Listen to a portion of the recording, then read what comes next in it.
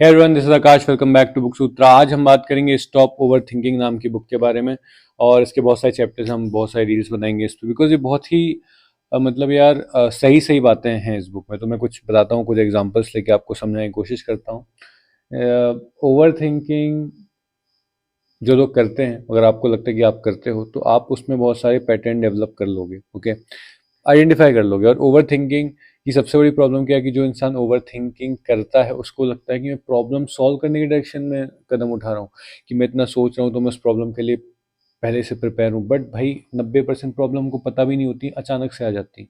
और जब आती है तब तो आप कुछ अलग ही करते हो ना, जो आपको उस टाइम पे सही लगता है। आप लोगों से पूछते हो कि भाई प्रॉब्लम हो गई है। बट ओवर थिंकिंग में आप अपने मन में ही हजार सिनेरियोज बनाते हो कि नहीं ये हो गया तो वो हो गया तो ये हो गया तो। जब एक्चुअल प्रॉब्लम होगी तो आपको पता है कि 10 लोग उससे आप सजेशन लोगे तो आप उनको बताओगे कि यार ये इशू हो गया है, जिसको मैं कैसे सॉल्व करूँ। तो ओवर थिंकिंग जो करता है उसको लगता है वो सही डायरेक्शन में काम कर रहा है।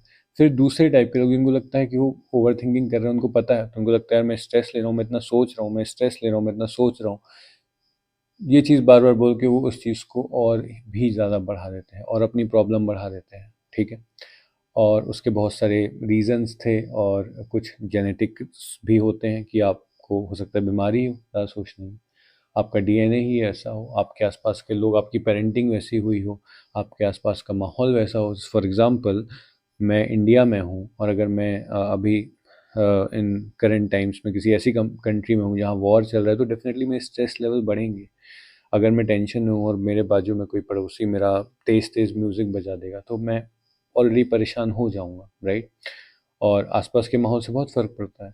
तो अब मैं आपको एग्जांपल देता हूँ, आप समझने की कोशिश करना हो कि बहुत ही परफेक्ट एग्जांपल है कि आपको एक स्किन कंडीशन है कि आपको सनलाइट से आपको सनबर्न हो जाता है, ठीक है। आपकी स्किन सेंसिटिव है, आप सन को नहीं रोक सकते।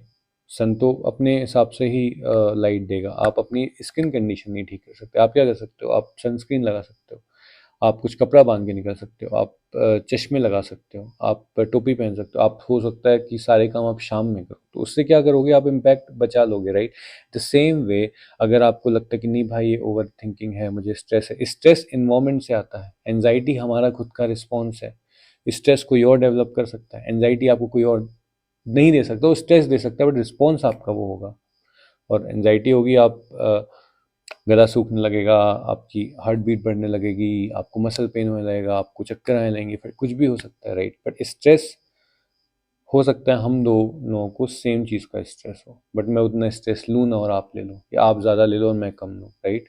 रिस्पॉन्स डिफरेंट होते हैं। तो अब सिंपल सीधी सारी बात है कि आप जो फैक्टर्स आपके कंट्रोल में हो, सनलाइट वाला जो मैंने एग्जांपल दिया, उसके हिसाब से जो फैक्टर आपके कंट्रोल में हो, आप उसको पकड़ो कि भाई ये चीज़ मेरे कंट्रोल में है, मैं इसको काम करता हूँ। फॉर एग्जांपल, और उस बुक में लिखा था कि आसपास के माहौल से बहुत फ़र्क पड़ता है। अगर आपको लगता है कि जो आप एरिया में रह रहे हो वहाँ बहुत हल्ला हो रहा है, ऊट पटांग लोग हैं, बाहर के माहौल से आपको स्ट्रेस हो जाता है, तो आप अपना घर बदल सकते हो इफ़ पॉसिबल।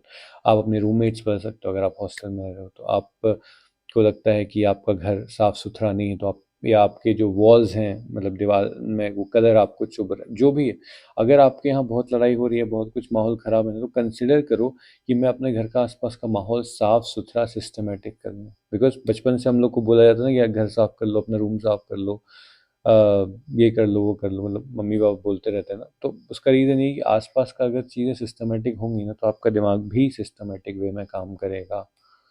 और हो सकता है ना हो सकता है हो, बट अगर गंदा कमरा होगा तो आपका दिमाग सही से काम नहीं करेगा। आपको आसपास सफाई करनी पड़ेगी, आपको आसपास अरेंज, आपको सब चीज़ें प्रॉपर करनी पड़ेंगी। आपको लगेगा कि यार मैंने आसपास का माहौल अच्छा बना दिया है तो फिर उतनी प्रॉब्लम जो होगी मैं देख देख लूँगा। बट हम क्या करते हैं, अगर हम स्ट्रेस में हैं, मतलब और परेशान हैं, एनजाइटी हो रही है, तो हम 10 काम भूल जाते हैं। आप साफ सफाई करना भूल जाते हो, आप नहाते नहीं हो, आप कपड़े गंदे पहनते हो, उससे कुछ हेल्प हो रही नहीं, बट वो उस चीज़ को और बढ़ा रहा है। आप ओवर ड्रिंकिंग करते हो, ओवर ईटिंग करते हो, वर्कआउट छोड़ देते हो। तो सबसे एक जो भी ट्रॉमा, स्ट्रेस, दुख, उसको जो बहुत साइकोलॉजिस्ट बताते हैं उसको कम करने का, आप उसको एक्सेप्ट करो। डेफिनेटली बहुत मतलब हिम्मत चाहिए उसके लिए। बट सेकेंड चीज़, अपनी डे टू डे रूटीन को जैसा है वैसा चलना है।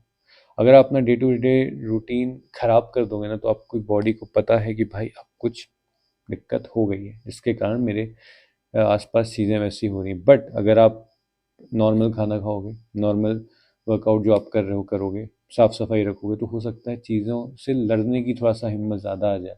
ठीक है, तो लर्निंग इज़ कि आप वो चीज़ें नोट डाउन करोगे जो आपके कंट्रोल में है, उन चीज़ों पे काम करोगे जो आपके कंट्रोल में, उन चीज़ों पे काम नहीं करोगे जो आपके कंट्रोल में नहीं है, बिकॉज उससे उतना कुछ फ़र्क नहीं पड़ेगा। ठीक है, सो ये बहुत बढ़िया बुक है, मतलब पतली सी बुक है, मैं रिकमेंड करूँगा इसको।